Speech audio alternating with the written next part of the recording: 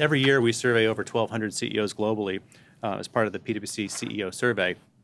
And the CEOs told us that in the year ahead, both M&A and alliances are part of their growth agenda. Greg, what's your reaction to what we saw? You know, it's kind of interesting when you look at the results of this survey. I'm not really surprised by the results of the survey.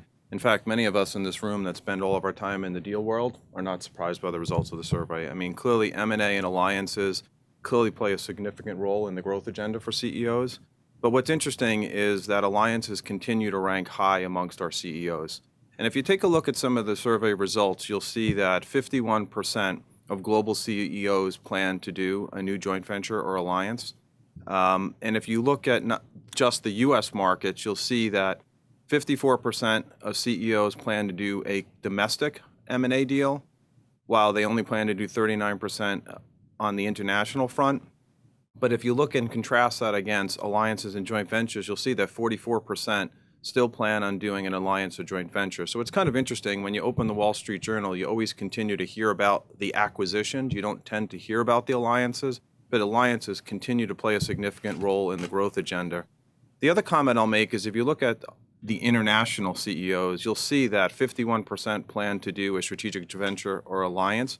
And if you contrast that against M&A, you'll see that on the domestic side, it's only 29% and 27% on the cross-border side. So clearly, international CEOs are favoring joint ventures and alliances over M&A. And I think you got to a key point here that the perception of how frequently alliances are occurring is a little less because they're not what you get the headlines as often. But what you see here, one, is that increase in focus on it and the fact there's a lot of activity, and it's a great way to achieve some of these strategic goals without going through the acquisition process. So I think it's really a theme of why we're seeing it.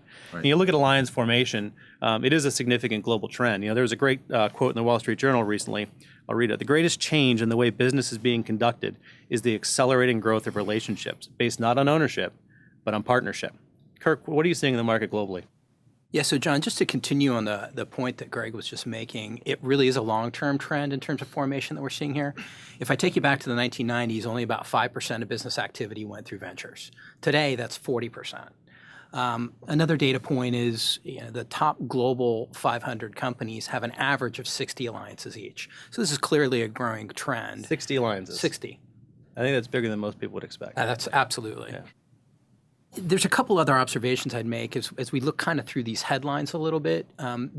We did focus here on large billion-dollar companies, but there also is a trend in increasing volumes with respect to mid-cap and middle-market companies forming alliances here in the U.S., so I think that's an important area.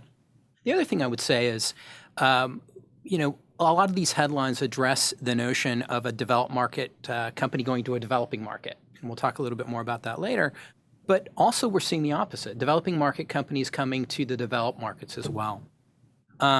Just one overall observation I'd say, John, is that few realize how tangible the investments of an alliance can be. And MIT recently did a study where the average share price of public companies went up 1% for every alliance that they announced. I think it's really interesting because a lot of us have seen the studies in and around mergers and acquisitions where typically upon announcement, the share price actually goes down.